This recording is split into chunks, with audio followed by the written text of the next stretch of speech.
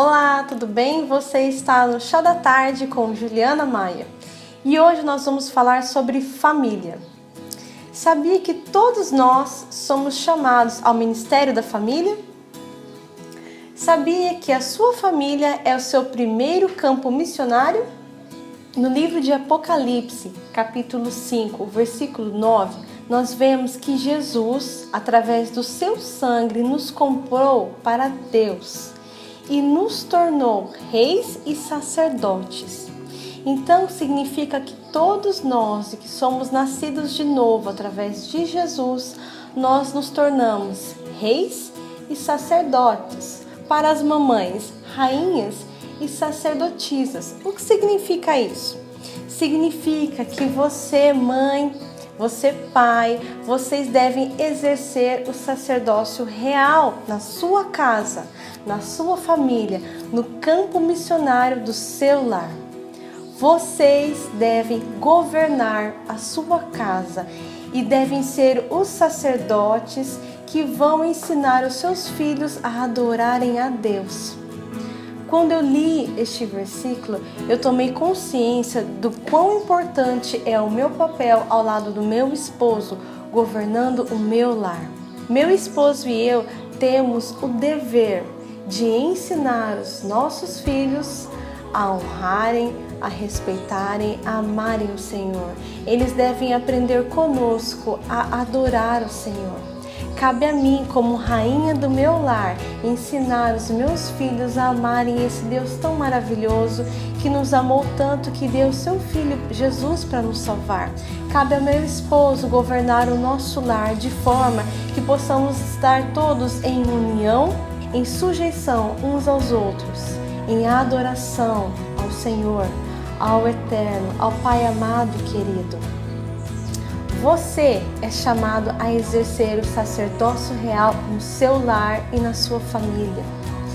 Você não foi escolhido para ser cauda, Deus te fez para ser cabeça. Comece em seu lar, pela sua família. Tem uma passagem que eu gosto muito, que está lá no livro de Timóteo, é quando Paulo escreve para Timóteo, que estava em Éfeso. E ele está falando acerca dos deveres daqueles que se interessavam em ser sacerdotes na igreja, naquela igreja que estava começando a existir na cidade de Éfeso. E Paulo escreve que para aqueles que desejavam, quais eram as funções, as obrigações, o currículo daquele que desejava se tornar um sacerdote. Vamos ler juntos? Esta passagem, ela está no livro de 1 Timóteo, lá no capítulo 3. Vamos começar no versículo 4. Diz assim: então Paulo está falando de como devem ser as qualidades daquelas pessoas que se interessavam em exercer o papel de sacerdote na igreja. E Paulo diz assim: que governe bem a sua própria casa, tendo seus filhos em sujeição com toda a modéstia. Porque se alguém não sabe governar a sua própria casa, terá cuidado da igreja de Deus? Essa palavra ela é muito forte e ela nos chama a atenção que não só para aquelas pessoas que querem trabalhar na igreja, que querem exercer algum papel, que querem ajudar de qualquer forma o trabalho da igreja. Nós todos somos chamados a exercer o sacerdócio na nossa casa, em nosso lar.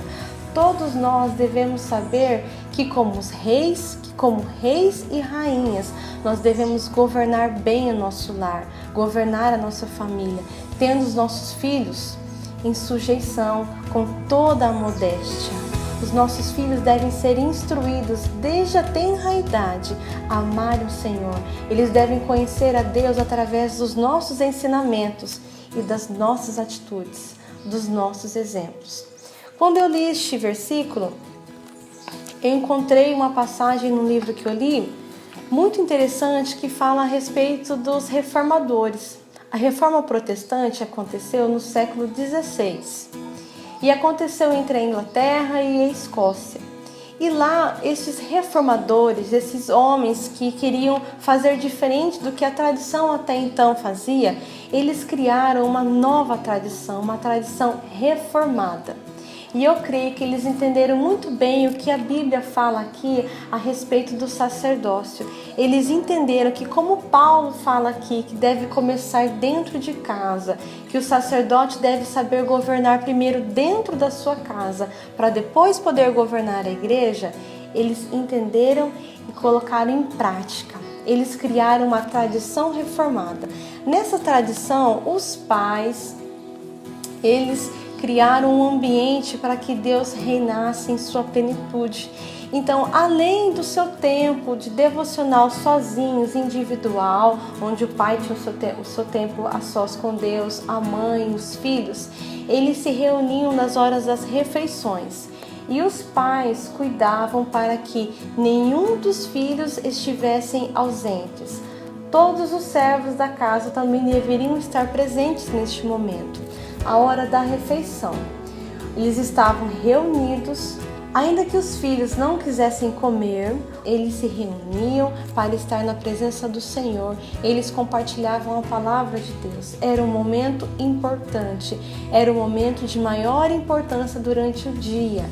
Eles estavam reunidos, juntos, falando do Senhor. As crianças estavam aprendendo do Senhor e viam nos seus pais o exemplo que eles deveriam seguir para toda a vida.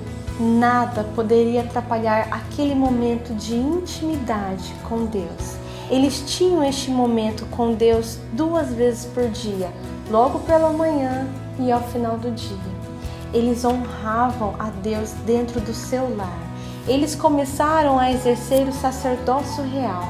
Eles exerciam este mandamento do Senhor, colocando Deus em primeiro lugar em suas vidas dentro dos seus lares. Os pais ensinando os seus filhos, os filhos sendo submissos, sujeitos e vendo nos seus pais o exemplo que eles deveriam ter na vida. E sabe por que eles se preocupavam tanto com esse momento?